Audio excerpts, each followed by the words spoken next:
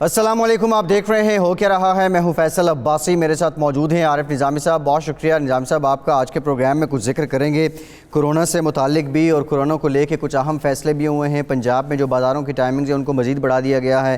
سندھ حکومت یہ کہہ رہی ہے کہ وزیر اعظم یہ اعلان کریں کہ اس عید کو سادگی سے منایا جائے۔ کیسز بڑھتے بھی جا رہے ہیں، ایس او پیز پہ اس طرح عمل درآمد بھی نہیں ہو رہا ہے۔ آخر کرنا کیا ہوگا، اس سے متعلق بات کریں گے۔ اس کے علاوہ جو پوسٹ عید پولیٹیکل سینیریو ہے وہ کیسا ہوگا، اس پر بھی ذکر کریں گے آج کے پروگرام میں۔ لیکن موسٹ امپورٹنٹ نظامی صاحب، جو اکاؤنٹیبلٹی ہے وہ لہر ایک مرتبہ پھر سے تازہ دم ہو کے اٹھی ہے۔ کچھ آج کی ڈیولپمنٹ یہ بھی ہے کہ وزیر اعظم نے یہ بھی کہا ہے کہ معاونین خصوصی بھی اپنے اثاثے اور اپنے گوشوارے وغیرہ ظاہر کریں۔ لیکن اس کے ساتھ ساتھ اہم جو آج ڈیولپمنٹ ہوئی وہ چینی کمیشن رپورٹ سامنے آئی ہے، اور جس کے مختلف خد و خال ہیں، جس میں یہ بھی کہا گیا کہ کسانوں کو بھی نقصان پہنچا، عوام کے ساتھ بھی زیادتی ہوئی، اور بھی بہت سے سلسلے ہیں۔ نظامی صاحب، اس رپورٹ کے سیاسی اثرات کیا ہوں گے، اور یہ جو اکاؤنٹیبلٹی مشن ہے عمران خان صاحب کا، آپ سمجھتے ہیں اب یہ مزید طول پکڑے گا؟ ایک تو قابل تعریف بات ہے کہ انہوں نے اس رپورٹ کو پبلک کر دیا، اس کو خفیہ نہیں رکھا۔ دوسرا یہ کہ جو یہ آج بتایا گیا کہ کانفلکٹ آف انٹرسٹ یعنی مفادات کے تضادات کا قانون بنایا جائے گا، اس وزارت قانون کو کہہ دیا گیا۔ یہ بہت پہلے پاکستان میں ہونا چاہیے تھا کہ سیاستدان جیسے کہ کہا گیا آج کاروبار کریں یا سیاست کریں۔ یہ باتیں تو بڑی اچھی لگتی ہیں، خوبصورت ہیں، لیکن یہ رپورٹ پر تفصیلی بات تو بعد میں کی جائے گی۔ لیکن مجھے لگتا ہے کہ یہ کوئی جہانگیر ترین زدہ اسپیسیفک لگتی ہے۔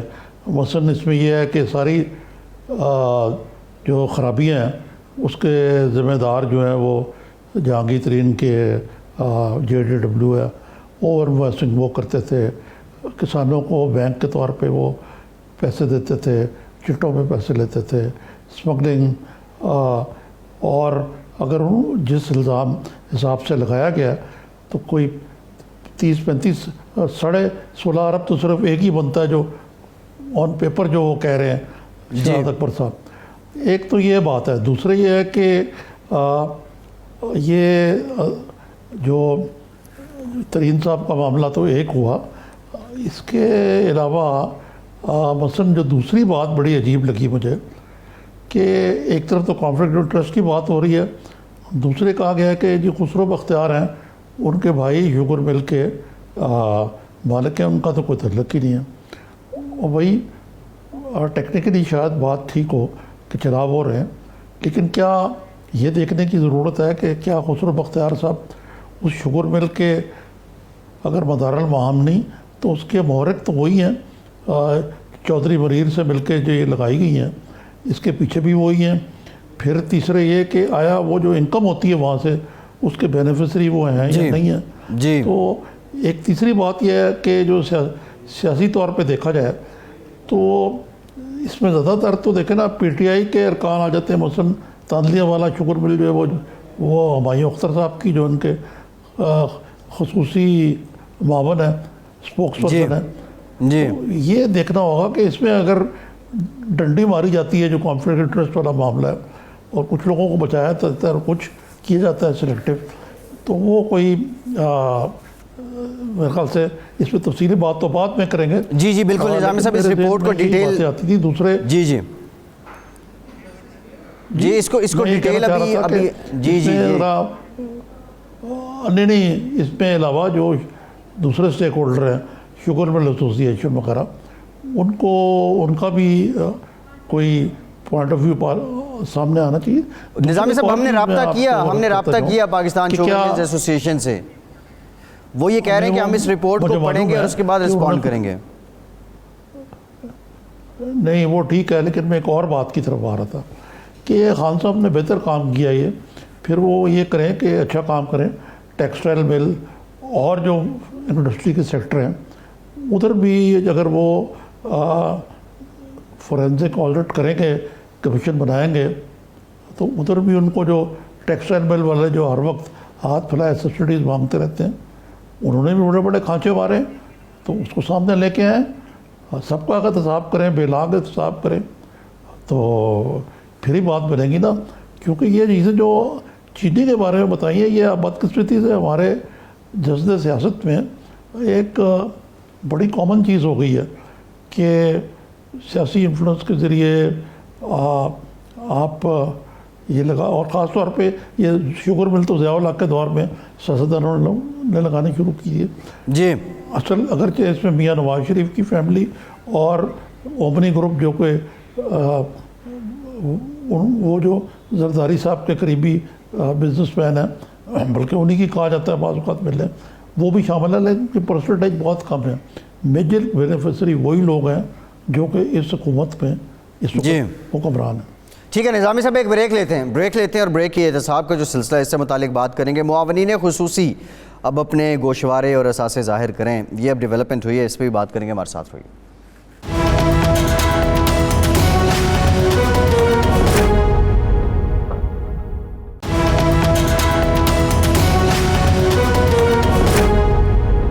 بریک کے بعد ایک بار پھر سے آپ کو خوش آمدید کہیں گے. بریک میں ہمیں سینیٹر ولید اقبال صاحب نے بھی جوائن کیا، بہت شکریہ ولید صاحب آپ کے وقت کا. آپ سے بھی گفتگو کرتے ہیں. نظامی صاحب، یہ جو اب سارے معاملے ہیں، آج ایک اور خبر رپورٹ ہوئی کہ وزیر اعظم نے معاونین خصوصی سے بھی کہہ دیا کہ اپنے اثاثے اور اپنے گوشوارے وغیرہ عوام کے سامنے لائیں، ان کو بھی ظاہر کریں.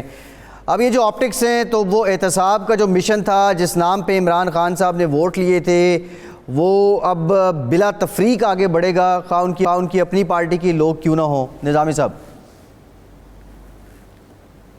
ہاں، یہ تو وزیر برائے ہوا بازی جو ہیں غلام سرور صاحب نے معاملہ اٹھایا تھا، لیکن خان صاحب نے تھوڑی سی اس معاملے میں مصلحت پسندی سے کام لیا، یا ان کی نظر سے گزر گئی بات کہ انہوں نے ایک تو ایسٹس تو ایک معاملہ ہے، دوسرے انہوں نے کہا تھا یہ بیگ اٹھا کے آتے ہیں لوگ اور بیٹ اٹھا کے چلے جاتے ہیں. ان کا اشارہ یہ تھا کہ ان کا پاکستان سے کوئی تعلق ہی نہیں ہے، اور اس ضمن میں انہوں نے دوہری شہریت کی بھی بات کی تھی.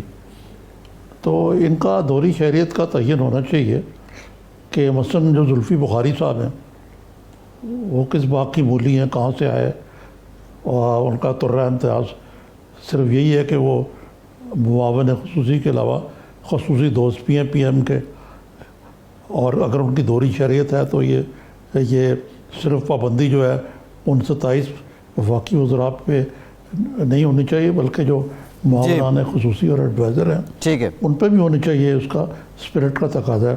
تو اس لحاظ سے ان کا یہ مطالبہ جو ہے سراسر جائز ہے. جی اچھا، ولید صاحب کی طرف آتے ہیں. ولید صاحب، یہ احتساب کا مشن، آج کی رپورٹ اور پھر اس طرح اور جو ڈیسیجنز ہیں وہ سامنے آ رہے ہیں. بیچ میں کچھ ڈیلے بھی تھا، اپوزیشن یہ بھی کہہ رہی تھی کہ یہ احتساب بڑا سلیکٹیو ہے کچھ لوگوں کو لے کے، اپوزیشن کو لے کے. اب آپ کی کیا رائے ہے؟ کیا وہ ویژن جس کے بلبوتے پہ ووٹ ملے تھے وہ پورا ہونے جا رہا ہے؟ جی بالکل، میں تو یہی سمجھتا ہوں جی. اور اس میں سب سے اہم بات یہ ہے کہ وہ ایک وعدہ تھا جو پرائم منسٹر نے کیا تھا، اور آج کابینہ کی منظوری کے ساتھ وہ یہ کہ جی جیسے یہ رپورٹ آئے گی اس کو پبلک کر دیا جائے گا. اور یہ جیسے ہی رپورٹ آئی اس کو پبلک کر دیا گیا. یہ آپ کے سامنے ہے، 346 صفحوں پہ مشتمل ہے، اور یہ میرے خیال کسی ویب سائٹ پہ، میں ابھی خود بھی نہیں دیکھ سکا، رپورٹ کو تو نہیں پڑھ سکا، صرف پریس کانفرنس ہی دیکھنے کی مہلت ملی ہے آپ کے پروگرام کے آنے سے پہلے. لیکن یہ ہے کہ اس کو جس طرح سے بھی ہے اور جو بھی ہے اس کو ایز اٹ از جو ہے پبلک کر دیا گیا ہے. یہ ایک بڑی اہم بات ہے.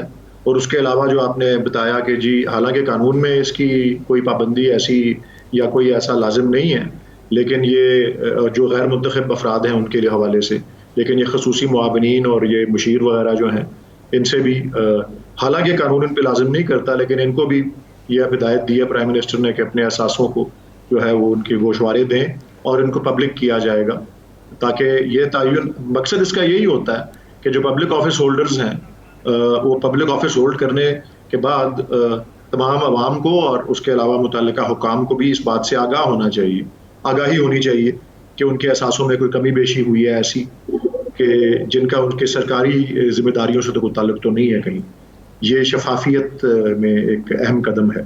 اور اس کے علاوہ بھی اگر آپ دیکھیں کہ کابینہ نے کچھ اور ایک دو فیصلے بھی کیے ہیں، وہ ریگولیٹری اوور ہال کا، کہ یہ جو نظام ہے جو خاص کر شوگر انڈسٹری کا ہے، اس کو جو اصلاحات کی ضرورت ہے ان کی بھی منظوری دی گئی ہے. اور کرمنل کیسز اگر شروع کرنے ہیں، ان کو انیشیٹ کرنا ہے، ان کے حوالے سے بھی اقدامات کا جو ہے فیصلہ کیا گیا ہے. جی نظامی صاحب.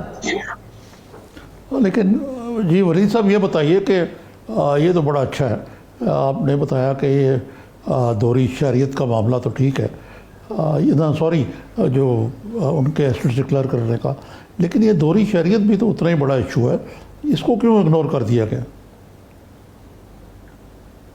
دیکھیں جی، دوہری شہریت جو ہے اس کے اوپر کم از کم جہاں تک قانون اور آئین کا تعلق ہے، وہ تو 62 اور 63 میں جو منتخب نمائندگان ہوتے ہیں ان کے اوپر ہی وہ لاگو ہوتا ہے. اور آئی تھنک سپریم کورٹ نے شاید یا عدالتوں نے کچھ فیصلے ایسے کیے ہیں جس میں غالباً جو سرکاری افسران ہیں ان کے حوالے سے بھی کوئی بات کی گئی ہے، لیکن خاص کر جو سوورن ادارہ جس کو پارلیمنٹ یا پروونشل اسمبلیز سمجھا جاتا ہے، ان کے لیے تو بلیک لیٹر کا قانون موجود ہے دوہری شہریت کے حوالے سے. اور وہ بلکہ اس میں بھی دلچسپ بات جو ہے وہ یہ ہے، اس میں دلچسپ بات یہ ہے نظامی صاحب کہ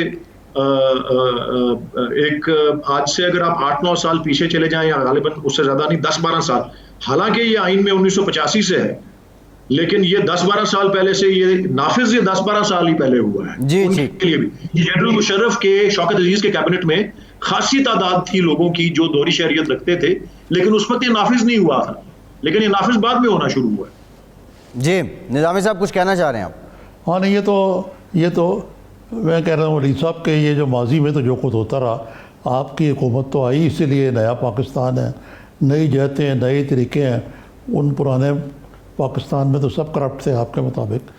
تو دوسرا یہ ہے کہ یہ وہ لوگ جو کہ کیبنٹ کی میٹنگ میں بیٹھتے ہیں اور اگر وہ دوہری شہریت رکھتے ہیں، یہ تو اس قانون کی اسپرٹ کے خلاف ہے. دوسرے آپ ماشاءاللہ بڑے قابل بیرسٹر ہیں، پریکٹسنگ لائر ہیں، یہ بتائیے کہ ایک ایسی کابینہ میں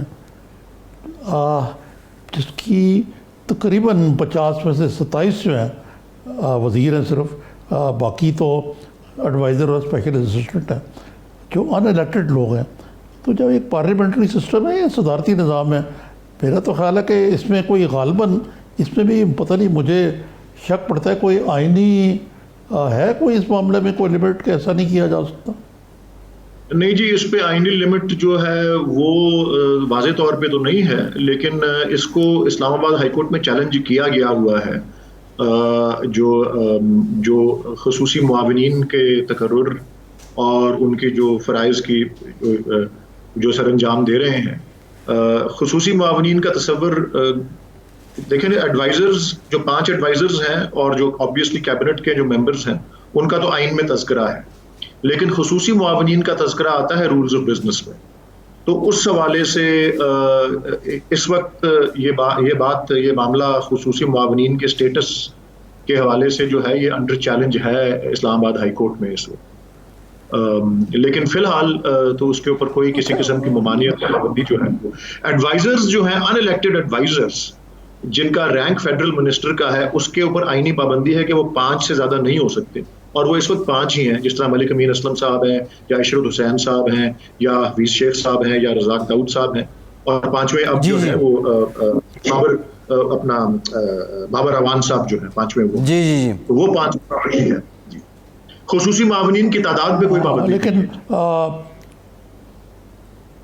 لیکن اس میں ایک معاملہ ولید صاحب پھر ایک آتا ہے کہ مثلا حفیظ شیخ صاحب کو لے لیجئے، وہ ایڈوائزر ہیں لیکن عملی طور پہ وہ وزیر خزانہ ہیں، جو کہ پرائم منسٹر کے بعد ایک خزانہ ہی کام ہے، نمبر 2 ہیں وہ پرائم منسٹر کے بعد امپورٹنس کے لحاظ سے. کہ فائنینس تو آدھی نہیں تو پوری نہیں تو آدھی گورنمنٹ تو ہے نا. اب وہاں بھی یہ کلیئر ہونا چاہیے کہ آیا ان کی دوہری شہریت تو نہیں ہے، نمبر 1. نمبر 2 یہ ابھی نیشنل فائنینس کمیشن کا جو اعلان ہوا ہے، اس میں وہ بطور چیئرمین اس کے سر انجام دیں گے، یعنی صدارت کریں گے اس کے، وہی اس کے مدار المعام ہوں گے. لیکن آئین یہ کہتا ہے کہ جو میری بھی انٹرپریٹیشن ہے اور میں نے دیکھا ہے کچھ پہ اعتراض بھی ہوا ہے، شوکت ترین صاحب نے مجھے بتایا کہ وہ بھی ایڈوائزر تھے، پھر ان کو سینٹ میں کی سیٹ دلوا کے ان کو فل فلیج منسٹر بنایا گیا. تو یہ اتنی بڑی کانسٹیٹیوشنل انوملی جو ہے وہ کیوں چھوڑ دی گئی ہے؟ اس کو کریکٹ نہیں کرنا پڑے گا ان کو؟ دیکھیں جی، اس پہ بھی آپ اپنی رائے رکھ سکتے ہیں اور میں اپنی رائے رکھ سکتا ہوں. لیکن یہ معاملہ بھی حتمی طور پہ تو اس پہ وہی لاگو ہوگا جو کہ ایک آئینی عدالت جو ہمارے یہاں ہائی کورٹس اور سپریم کورٹ کے پاس اختیار ہے. اور یہ معاملہ جو آپ نے ریز کیا ہے یہ بھی ابھی آج سے 5 یا 6 دن پہلے اس کو بھی اسلام آباد ہائی کورٹ میں جو ہے وہ جو ہے چیلنج کیا گیا ہے. یہ کہ ایک خصوصی خرم دستگیر صاحب نے چیلنج کیا ہوا ہے. جی خرم دستگیر صاحب نے کیا اور محسن شاہ نواز صاحب ان کے وکیل ہیں. یہ تو میں کل یا پرسوں ہوا ہے, یہ کل یا پرسوں ہوا ہے, لیکن کسی ایک اور شہری نے یہ کیس مجھے بتایا جی. لیکن میں یہ کہتا ہوں کہ جو چیزیں جس کو کہتے ہیں نا آپ پریما فیسائی نظر آتا ہے کہ الٹرا وائرس ہے اور یہ چیلنج ہو جائیں گی, تو ایک اتنی کمیشن جس کا تعلق ملک میں وسائل کی تقسیم سے ہے اور آج کل بڑا اہم یہ ہوا ہے, کیونکہ کہا جاتا ہے کہ یہ جو 10واں ایوارڈ تھا, یہ جو اس سے پہلے والا ایوارڈ تھا بلکہ 2010 والا, اس کو 7واں ایوارڈ نل اور وائٹ کرنے کے لیے اس کو بنایا گیا. 7واں لیکن 2010 میں آیا تھا نا. یہ 7واں ایوارڈ ہی ہے. یہ اس صورت میں تو بڑے احتیاط کرنے کی بار بار توسیع ملی ہے. 2 دفعہ میرے خیال 7ویں ایوارڈ کو ہی توسیع ملی ہے. جی ٹھیک ہے, آج بھی بالکل 2 دفعہ ملی ہے اس کو ولید صاحب. توسیع ملی ہے جی اس کو. اچھا یہ نظامی صاحب ایک تو یہ پوچھ رہے ہیں ولید صاحب کہ اگر یہ اتنے زیادہ چیلنجز ہو جائیں گے اور اتنے لیکوناز ہوں گے تو یہ معاملہ متنازع ہو جائے گا. دوسرا یہ جو آپ نے معاونین خصوصی والی بات کی ہے, یہی میرا جی اچھا چلیں ولید صاحب پہلے اس پہ رسپونڈ کر لیں. جو آپ کر رہے ہیں آپ ولید صاحب اس پہ رسپونڈ کر لیں. اتنے چیلنجز ہوں گے تو یہ تو متنازع ہو جائے گا معاملہ, NFC والا کمیشن جو ابھی بنا ہے. نہیں جی چیلنجز جو ہیں وہ تو ہر روز ہی ہوئی ہوتے ہیں, کسی کی بھی گورنمنٹ ہو. کانسٹیٹیوشنل جو ریمیڈی ہوتی ہے, اور جس طرح آج بھی ابھی شہزاد اکبر صاحب سے پوچھا جا رہا تھا کہ جی یہ شوگر ملز والے اس پہ کوئی رد عمل کریں گے, کوئی اسٹے لے لیں گے یا نہیں. دیکھیں اس کا تو ہر ایک کے پاس حق ہوتا ہے. کچھ کیسز میں اگریو پارٹی کے پاس ہی حق ہوتا ہے اور کچھ کیس میں لامحدود حق ہوتا ہے. کوئی شہری بھی اٹھ کے جو ہے وہ ایک داد رسی مانگ سکتا ہے اپنا اعلیٰ عدلیہ سے. تو یہ تو روزمرہ کی ایک روٹین کی چیز ہوتی ہے. بہرحال جی یہ ایک ایشو ایک اس طرح کا ہے, آئی تھنک آپ کو بھی اس کی میتھمیٹکس کا اندازہ ہے کہ یہ جو 7ویں ایوارڈ اور اس کے آس پاس کے جو اہم اقدامات قانونی آئینی جو ہوئے تھے اس وقت 2010 میں, اس کے نتیجے میں ہوا یہ ہے کہ توازن جو ہے, اور یہ محسوس زیادہ اب کیا جانے لگ پڑا ہے کیونکہ 10 سال گزر چکے ہیں, کہ توازن جو ہے وفاق کا اور آپس میں صوبوں کا, اس میں اب کچھ اور جو آپ ویسے بظاہر تو لگتا ہے کہ جس طرح 42% ہے جو وفاق کے پاس آتا ہے, لیکن وہ ایکچولی 38% بنتا ہے جو وفاق کو ایونچولی ملتا ہے, اور باقی صوبوں کو یا خاص معاملات جو ہیں جو وار اگینسٹ ٹیرر اور اس طرح کے معاملات تھے. تو آپ نے دیکھا کہ 58 اور یا 56 یا 54 اور اس کا فرق بن رہا ہے کہ زیادہ صوبوں کے پاس جا رہا ہے اور وفاق کے پاس. اچھا یہ جو ولید صاحب ایک بریک لیتے ہیں, ولید صاحب ایک بریک لیتے ہیں, ذرا یہ ابہام بھی کلیئر کرتے ہیں. یہ کیا مسکنس ہے یا وفاق کی جو اپنی ناکامیاں ہیں, وفاق اتنے پیسے اکٹھے نہیں کر پایا, یا صوبوں کے اپنے فیلئر ہیں جو ایک دوسرے پہ یہ الزامات لگ رہے ہیں, الزام تراشی ہو رہی ہے؟ بریک کے بعد اس پہ بات کرتے ہیں, ہمارے ساتھ رہیے.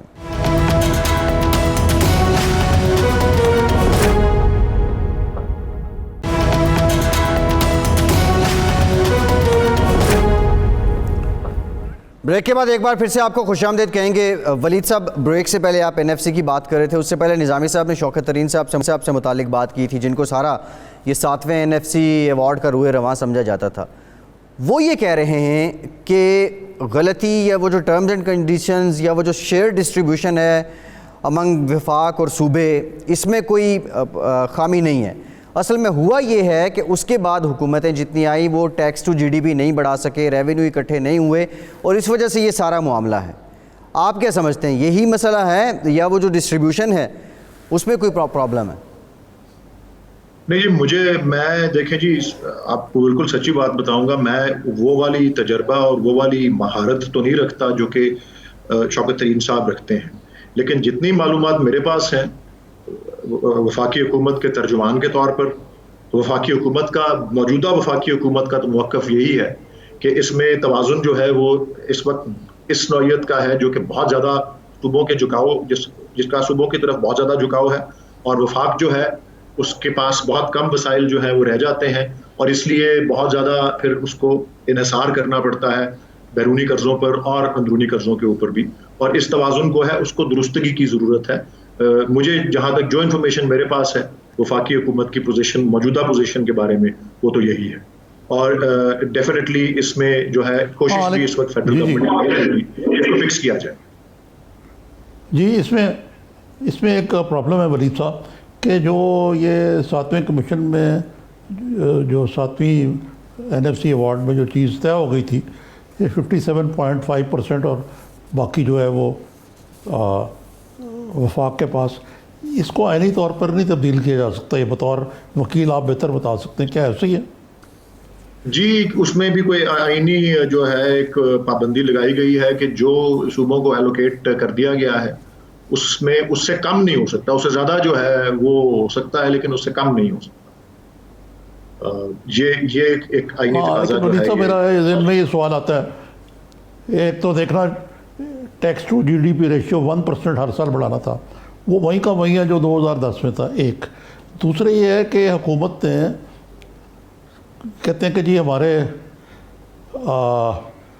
یعنی بہت سارے انکم کم ہو گئی، لیکن مجھے بتائیں اخراجات مثلاً یہ ہے کہ جو محکمے صوبے میں دیے گئے تھے، ہیلتھ، ایجوکیشن وغیرہ وغیرہ، اس کی وزارتیں وہاں بھی چل رہی ہیں، یہاں بھی چل رہی ہیں، تو کیا یہ بہتر نہیں ہوگا کہ صوبوں کو آپ امپاور کریں کہ بھئی آپ یہ ہینڈل کریں، یہاں سے گائیڈ لائن ان کو دیں، ان کو یہ بتائیں کہ یار آپ مثلاً یہ دیکھیں ہیلتھ کا جو موجودہ ایشو ہے اس کا صوبے والے وارث ہی نہیں ہے، وہیں فیڈرل لیول پہ وہ ہو رہا ہے، اور اس میں وہ بھی پتہ لگ رہا ہے کہ خان صاحب نے خود کہا کہ یعنی اس حکومت کا قصور نہیں بلکہ شروع سے ہی ہوتا آ رہا ہے کہ ہیلتھ پہ جو آؤٹ لے ہے وہ تقریباً بہت ہی شرمناک حد تک کم ہے، اور جس کا اب ہم خمیازہ بھگت رہے ہیں۔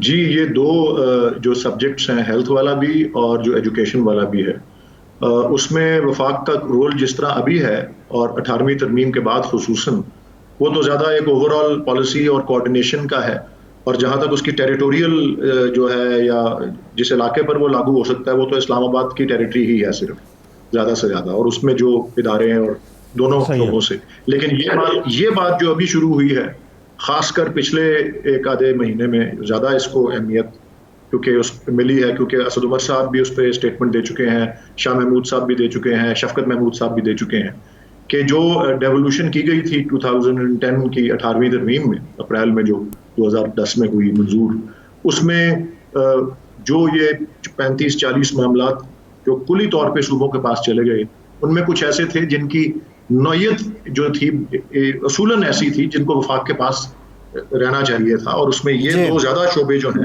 ہیلتھ اور ایجوکیشن، ان کے بارے میں ایجوکیشن خاص طور پہ کہ جی سارے ملک میں ایک یونیفارم نظام جو ہے وہ ضروری ہے، اور اس کی گائیڈنس جو ہے وہ فیڈرل سے ہی آنی چاہیے، اور ہیلتھ کے حوالے سے بھی، اور اس کا ایک سب پارٹ جس کو ہمیں دیکھنے کو بھی ملا، ڈرگ رجسٹریشن، جو جب ڈیوالو ہوئی تو پہلے 1-2 سال میں مسائل آنے لگ پڑے، تو آئین کے آرٹیکل 144 کے تحت صوبوں نے خود ریزولوشن پاس کر کے اس کو واپس کک اپ سٹیئرز کر دیا کہ ڈرگ، اس کے نتیجے میں drug registration authority of Pakistan بنی، حالانکہ وہ موضوع بھی ڈیوالو کر گیا تھا، اور دنیا بھر میں یہ موضوع وفاق میں ہوتا ہے۔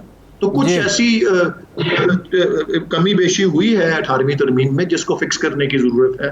یہ تو ایک بات ہے، اور دوسری بات نظامی صاحب نے جو ٹیکس ٹو GDP ریشیو والی بات جو ہے بالکل درست ہے کہ 2010 کے بعد جو ہے اس میں بلکہ وہ نہیں بڑا کم ہوا ہے، یا ہم دنیا بھر میں اور اس خطے میں سب سے کم اس میں آتے ہیں، لیکن ہماری گورنمنٹ کی سب سے اولین یہ 2018 کا کیمپین پرومس بھی تھا، اور آج کی یہ پریس کانفرنس اور آج کی یہ کارروائی اور اس کے آگے منسلک کارروائی بھی اس اعتماد کو بلڈ کرنے کے لیے ہے جو کہ وعدہ PTI اور خان صاحب کی طرف سے تھا کہ آپ کے عوام کے پیسے کو، ٹیکس کے پیسے کو محفوظ گارڈین بنیں گے، اس کی حفاظت کریں گے۔ سو کوشش یہی ہے کہ وفاقی سطح پر بھی اس کو بڑھایا جائے، اور یہ جو سب سے زیادہ خیرات دینے والی، شرح رکھنے والی قوم ہے وفاق، سب سے زیادہ خیرات والی، وہ سب سے کم ٹیکس دیتی ہے، جو ایک لیک آف کانفیڈنس شو کرتا ہے گورنمنٹ میں، لیکن اس کانفیڈنس کو بلڈ کرنے کی پوری کوشش ہے اس گورنمنٹ۔ ولید صاحب वली साहब ये आप बातें ठीक कह रहे हैं, लेकिन कोई आइन सहीवा इस पर नहीं होता, it's a man made document, उसमें तरमीम हो सकती है। और ये बिल्कुल जो 7वां वार्ड था उसकी रोशनी में जो तजर्बात हैं वो सब कुछ हो सकता है, लेकिन ये कंसेंसस बिल्डिंग से हो सकता है। बदकिस्मती से उसका मुकम्मल फुकदान है इस वक्त। यस एंड नो जी, मैंने देखा है कि जहां कंसेंसस बिल्डिंग की जरूरत पड़ती है वहां लोग कर भी लेते हैं। आपने अभी देखा है साल के बिल्कुल शुरू में जिस तरह से वो सर्विसेज चीफ्स के बारे में एक्ट जो थी, एक्सटेंशंस की, वो पास हुई जिस तरह से, और बट उसके अलावा भी मैं एक जी लेकिन मैं एक बात अर्ज कर दूं, वैसे आईनी तरमीम के लिए मैं ये बिल्कुल हाइपोथेटिकल बात कर रहा हूँ। मैं ऐसा जरूरी नहीं है कि ऐसा हकीकत में हो, लेकिन सिर्फ अगर आप एड अप करें नंबर्स, तो पीटीआई और उसके एलाइज में अगर सिर्फ पीएमएल-एन जो है वो साथ दे दे, तो इतने नंबर्स हैं दोनों ऐवानों में कि आईनी तरमीम हो सकती है। और अब तो 10-8-9 महीने यहाँ भी उम्मीद पीएमएल-एन से है, पीपल्स पार्टी से नहीं है आपको? नहीं, मैं अर्ज करता हूँ, मैं एक्सप्लेन करता हूँ उसको, लेकिन मैं जो अगली बात छोटी सी एक जुमले में कहना चाह रहा था वो ये थी कि 8-9 महीने में सेनेट की कंपोजिशन भी थोड़ी सी बदल जाएगी। हैविंग सेड दैट, मैं जो अर्ज करना चाहता हूँ कि वफाक की हुकूमत बनाने का आप माजी भी देख लें और मुस्तकबिल भी देखें, अगर आगे को, क्योंकि आज की अपोजिशन कल की गवर्नमेंट भी हो सकती है, एक वफाकी अप्रोच समझाना और मनाने के हवाले से पीएमएल-एन मेरे ख्याल में ज्यादा ये इंक्लिनेशन रखेगी उसको समझने और मानने पर, बनिस्बत पीपीपी के, जिसकी इलेक्टोरल परफॉर्मेंस से नजर आता है कि वफाक में उनकी है जो वो एक सूबे तक महदूद रह गए हैं, और शायद वफाकी हुकूमत उनकी पहुंच से आने वाले वक्त में भी बाहर ही हो। और ये माजी को अगर आप देख लें, आपके सामने 10 साल का एविडेंस है 2 इलेक्शंस का। जी ठीक है वलीद साहब, जी ठीक, वलीद साहब बहुत शुक्रिया। सेनेटर वलीद इकबाल साहब हमारे साथ मौजूद थे, बहुत शुक्रिया आपका। एक ब्रेक लेते हैं और ब्रेक के बाद जो कोरोना रिलेटेड मैटर्स हैं, फिर उसके बाद अब टाइमिंग्स कुछ बाज़ारों की पंजाब में बढ़ा दी गई हैं, ट्रेन भी चल पड़ी है, ट्रांसपोर्ट का मामला भी अपनी जगह लटका हुआ है, इन पे बात करते हैं, हमारे साथ रहिए।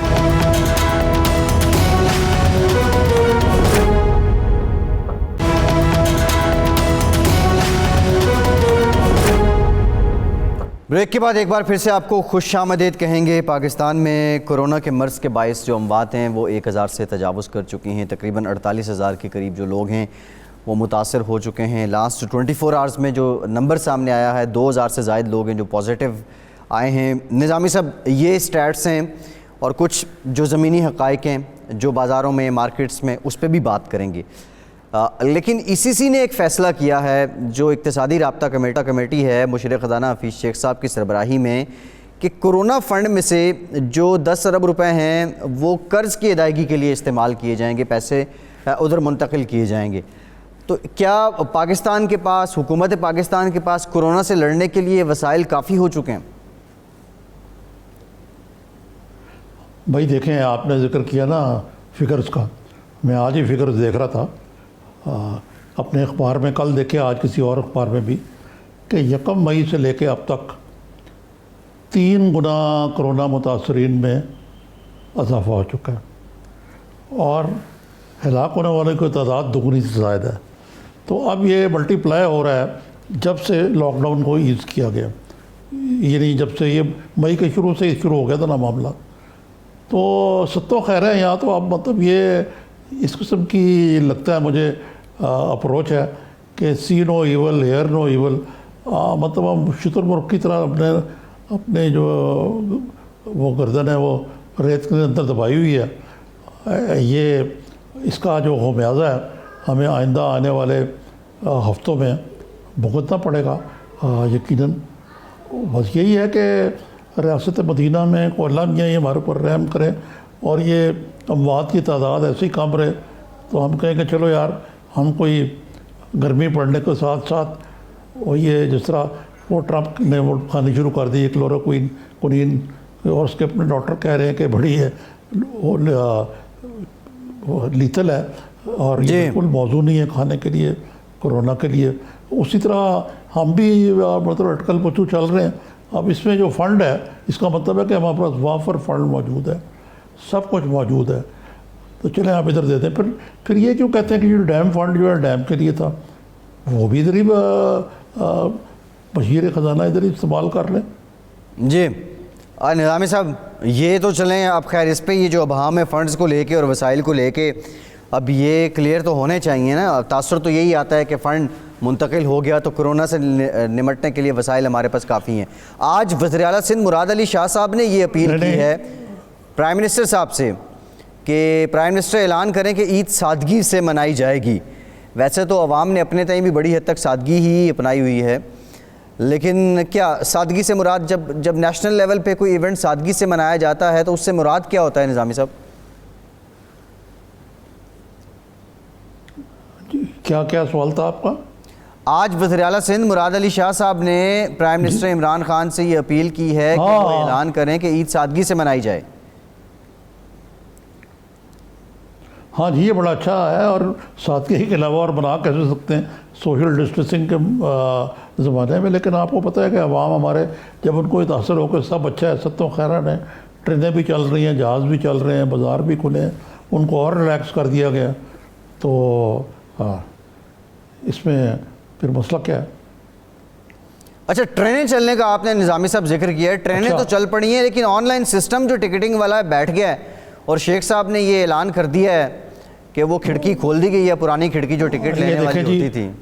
ایک طرف تو کہا جا رہا ہے کہ ہم خود احتسابی کے قائل ہیں, دوسری طرف مجھے بتائیں شیخ رشید صاحب کا کون سا سسٹم جو ہے ٹھیک ہے؟ وہ انہوں نے آج کہا کہ ریلوے میں لاسز تو ہوتے ہی ہیں تو پبلک سروس ہے, پی آئی اے بھی ٹھیک ہے, پھر اسٹیل مل بھی ٹھیک ہے. وہ جو ہم ترمیم کی بات کر رہے تھے 8ویں این ایف سی ایوارڈ کی بات کر رہے تھے, اس میں یہ بھی کہا گیا نا کہ صوبے جو ہیں نقصان پورا کریں, وفاق کی نالائکی کا اس میں ریلوے اسٹیل مل وغیرہ شامل ہے. تو مقصد کہنے کا یہ تو ایک عجیب قسم کا, ٹرینوں کے حادثات بھی ہوں, وہ بھی کہیں کہ جی وہ اب میں آپ کو نرمی کرتا ہوں آئندہ سے دیکھوں گا. یار یہ میں تو آئی ایم سوری ٹو سے کہ لفاظی کے وزیر ہونا چاہیے ان کو, ادروائز نالائکی ہمارا ان کا تو رہا امتیاز ہے. اچھا میں آنا چاہتا ہوں ایک اور جہانگیر ترین نے ایک ٹویٹ کیا کہ میرے اوپر جھوٹے الزام لگائے ہوئے ہیں, میں کاروبار بڑی ایمانداری سے کرتا ہوں, ٹیکس بھی پورا دیتا ہوں, اور کاشتکاروں کو میں پورا ادا کرتا ہوں جو ہے ان کی, اور ٹرانسپیرنٹ ہے, اور میں ان ساری باتوں کا تفصیلی جواب دوں گا ایک چیز کا. لیکن مجھے لگتا ہے کہ یہ شہزاد اکبر صاحب کا تو ایک مطلب ایک سٹائل ہی ہے کہ انہوں نے جس کو ٹارگٹ کرنا ہوتا ہے, شہباز شریف کو کرنا ہوتا ہے, تو سب سے بڑا مجرم ہے. آج کی رپورٹ ایسے لگ رہا تھا کہ وہ شوگر کے خلاف نہیں ہے بلکہ وہ جہانگیر ترین اسپیسیفک ہے اس کے خلاف ہے. یعنی کہ یہ بھی ایک حقیقت ہے کہ ان کا مارکیٹ شیئر جو ہے وہ 20% ہے. اس حوالے سے ہی از اے بگ اسٹیک ہولڈر, اور یہ آیا کوئی مونوپلیز کمیشن کے اندر آتا ہے یا نہیں آتا, اگر نہیں آتا تو پھر انہوں نے کوئی قانون تو نہیں توڑا. ہاں لیکن اس وقت تو لگتا ہے کہ ہر جرم جو ہے بلیک مارکیٹنگ وہ کی ہے, اسمگلنگ انہوں نے کی ہے کہ پشاور بیچی جاتی تھی افغانستان کے لیے شکر, بینک وہ بنے ہوئے تھے کاشتکاروں کے لیے, over all message under washing وہ کرتے تھے, چینی کی بلیک وہ کرتے تھے, ایکسائز ڈیوٹی وہ بچاتے تھے. تو یہ تو اگر یہ ایسے ہوا تو اس کی, اور پھر ایک طرف تو یہ ہے, دوسری طرف یہ ایک اور جو بہت بڑے میجر پروڈیوسر ہیں شوگر کے, ان کے بعد وہ ان کے بارے میں کہہ دیا کہ ان کو تو مالک ہی نہیں ہے شوگر مل کے. بھائی جی وہ تو وزارت نظامی صاحب ایگریکلچر کے جو فوڈ سیکورٹی تھی اب وہ انہوں نے محکمہ بدل دیا اس کا. جی نظامی صاحب اچھا میں آپ سے یہ جاننا چاہ رہا ہوں, یہ ذرا سیاسی حوالے سے جہانگیر ترین وزیر اعظم عمران خان کے سب کچھ تھے, پی ٹی آئی کے سیکنڈ پرسن تھے عمران خان صاحب کے بعد, تو اب کیا جہانگیر ترین کا پی ٹی آئی کے ساتھ پھر کوئی پیچ اپ کوئی سلسلہ ہو سکتا ہے, اور کیا یہاں بھی وہی سلسلہ ہوگا, جہانگیر ترین نہیں ہم نہ ہوں گے تو کوئی حمزہ ہوگا, تو جہانگیر ترین کی جگہ کوئی اور لے چکا ہوگا اور اسی طرح وہ بھی وزیر اعظم کے ساتھ کنٹریبیوٹ بھی کر رہا ہوگا اور پارٹیسپیٹ. جی دیکھیں یہ آپ نے اچھا سوال کیا. پہلے اسد عمر صاحب آؤٹ ہوئے, جہانگیر ترین صاحب پوری طرح ان تھے اس وقت بھی, پھر زیادہ ان ہو گئے, اب وہ آؤٹ ہو گئے. اور میرا نہیں خیال کہ اس رپورٹ کے بعد جہانگیر ترین کو اگر وہ خان صاحب کہے بھی ہیں تو غیرت مندی کا تقاضا یہ ہوگا کہ اب وہ پی ٹی آئی سے اپنا کوئی سروکار نہ رکھیں. یعنی انہوں نے یہ کہا کہ مجھے الزام جو لگائے ہوئے بڑا جھٹکا لگا میں اس سے جی تو یہ ایک معاملہ. اچھا دوسرا ایک اور معاملہ ہے کہ جہانگیر ترین صاحب تو ایک رہے کہ وہ کہتے ہیں صاف شفاف کریں گے. سوچنے کی بات یہ ہے کہ ان کے کون سے ایسی غلطی ہوئی جس کی وجہ سے خان صاحب ان سے اتنے متنفر ہو گئے. یہ بھی ایک ایسا مہمہ جس کا میں آپ سے سوال کر دیتا ہوں ناظرین سے بھی کہ اس کا وجہ کیا ہے, یہ بھی جاننے کی ضرورت ہے, ریسرچ کرنے کی ضرورت ہے. لیکن میں نے ویسے رپورٹ ٹیلی ویژن پہ دیکھی ہے, ابھی دیکھیں کہ تفصیلی اس بات کا بھی کوئی جواب نہیں دیا گیا کہ چلے جہانگیر ترین صاحب تو ولن آف دا پیس ہوئے, باقی لوگ بھی ہوئے جو اس وقت یعنی اس میں اگر دیکھا جائے تو شوگر کی جو مارکیٹ ہے وہ زیادہ تر پی ٹی آئی کے لوگوں کے پاس ہے جو اس وقت وزیر ہیں یا کسی اہم عہدے پہ فائز ہیں. میرا سوال یہ ہے کہ یہ تو سارا ہوگی بات, لیکن اس میں جو ہم نے جو بات سنی تھی پہلے کہ وزیر اعلیٰ پنجاب نے کیوں سبسڈی دے دی, جی اسی طرح نظامی صاحب یہ جو آپ کنفلکٹ آف انٹرسٹ کی بات کر رہے ہیں, یہ جو آپ کنفلکٹ آف نہیں میں اور انٹرسٹ بات کر رہا ہوں جی اسد عمر صاحب کی بات کر رہا ہوں کہ ای سی سی کی میٹنگ میں انہوں نے شوگر کی ایکسپورٹ کی اجازت دے دی, لیکن آج نکو بنایا گیا سندھ حکومت کو, اس بارے میں کوئی جواب نہیں مجھے نظر آیا. تو یہ بھی بتائیں نا کہ یہ سبسڈی جو دی گئی یہ کس نے دی تھی. شہزاد اکبر صاحب جو ہیں ان کی میرے خیال سے بہت موٹی اینک لگاتے ہیں وہ, ذرا وہ جی اگر اس میں موجود ہے تو میں معذرت خواہ ان سے, لیکن مجھے نظر نہیں آیا کم از کم. نظامی صاحب شارٹلی میں اس پہ کمنٹ کر دوں. شہزاد اکبر صاحب نے جو کہا ہے, انہوں نے کہا کہ اسد عمر صاحب نے ای سی سی کے ذریعے اس کا اپروول دیا چینی ایکسپورٹ کرنے کا, سبسڈی وزیر اعلیٰ پنجاب عثمان بزدار نے دی, اور عثمان بزدار نے سبسڈی اس لیے دی کہ کسانوں کو بروقت ادائیگی ہو جائے گی. یہ بنیادی طور پہ شہزاد اکبر صاحب نے آج یہ کہا ہے. خیر ایک اور معاملہ نظامی صاحب, آپ کنفلکٹ آف انٹرسٹ کی بات کر رہے تھے. نہیں اس پہ بات میں اس کا جواب دے دوں ذرا. جی اس کو ایک اردو میں محاورہ ہوتا ہے میٹھا میٹھا ہاپ کڑوا کڑوا تھو. جی بس ٹھیک ہے. اچھا کنفلکٹ آف انٹرسٹ نظامی صاحب, نور الحق قادری صاحب پہ بھی اب یہی الزام لگ رہا ہے کہ ان کے کوئی شراکت دار ہیں کاروباری, اور وہ جو سرکاری وہاں پہ پریمیسز ہیں ان کو وہ استعمال کرنے کی اجازت دی. نور الحق قادری صاحب نے اب نیب اس سے ریلیٹڈ تحقیقات کر رہا ہے. سرور خان صاحب بھی اب اسی طرح نیب کے شکنجے میں ہیں. وہ جو بلا تفریق احتساب کی کا نعرہ تھا, کیا اس کو جلا مل رہی ہے؟ کیونکہ جب علیم خان گرفتار ہوئے تھے تو تب بھی یہ تاثر آیا تھا, لیکن اس کے بعد ہم نے دیکھا کہ ایک ٹھنڈ ہو گئی تھی حکومت کو لے کے. تو اب کیا یہ بلا تفریق شروع ہو رہا ہے مشن؟ آپ یہ کہیں کہ نیب کے فوکس میں ہے, شکنجے میں نہیں ہے. شکنجے میں امیر شکیل الرحمان, شکنجے میں ہے شہباز شریف, شکنجے میں اور اپوزیشن کے لوگ. یہ شکنجے میں نہیں ہے, یہ تو ایسی ایک قسم کی ابھی یہ تو صرف یعنی یہ تحقیقاتی سٹیج تک ہے. یہ وہ لوگ نہیں ہیں جب وہ نیب کے دفتر جائیں کو سوال نامہ ان کے حوالے کیا جائے اور ساتھ ہی ان کو اندر کر دیا جائے. اچھا ایک اور بڑی دلچسپ خبر ہے جی, یہ بڑی ہی مجھے ہنسی آئی کہ نیب بڑے ہی اچھے موڈ میں لگتے ہیں اور بڑے رحم دلہ موڈ میں لگتے ہیں کہ عید پہ کے موقع پہ وہ جو قیدی ہیں ان کو مٹھائی بھی دیں گے اور کوئی ہار بھی پہنائیں گے کہ آپ کو ہم نے اندر رکھا ہوا مہمان اپنا. اچھا نظامی صاحب ایک اور بڑی انٹرسٹنگ خبر ہے. دنیا چاند پہ پہنچنے کو لے کے لڑ رہی ہے, ہم چاند دیکھنے کو لے کے کنفیوز ہیں. بظاہر یہ لگ رہا ہے کہ فواد چودھری صاحب نے وہ جو اٹینشن عید یا رمضان کے موقع پہ مولانا مفتی پوپلزئی صاحب کو ملا کرتی تھی, اب وہ فواد چودھری صاحب کو مل رہی ہے. فواد چودھری بنام مفتی منیب الرحمان یہ سلسلہ شروع ہو گیا ہے. فواد چودھری صاحب کہہ رہے ہیں جی قمری کیلنڈر کے مطابق 29 روزے ہوں گے اور 24 مئی کو عید ہے, جبکہ ابھی رویت ہلال کمیٹی نے فیصلہ کرنا ہے. دیکھیں اب یہ پھر سے ایک ٹھن گئی ہے نظامی صاحب. دیکھیں یہ تو میں لگ رہا ہوں, یہ تو میں آپ کو بتا رہا ہوں نا کہ دو ملاؤں میں مرغی حرام. شہزاد چودھری صاحب سائنس اور قانون کے مطابق بالکل درست بات کر رہے ہیں. آپ اگر دیکھیں 100 سال کا کیلنڈر موجود ہے اور اسلامی دنیا فالو کرتی ہے اس کو.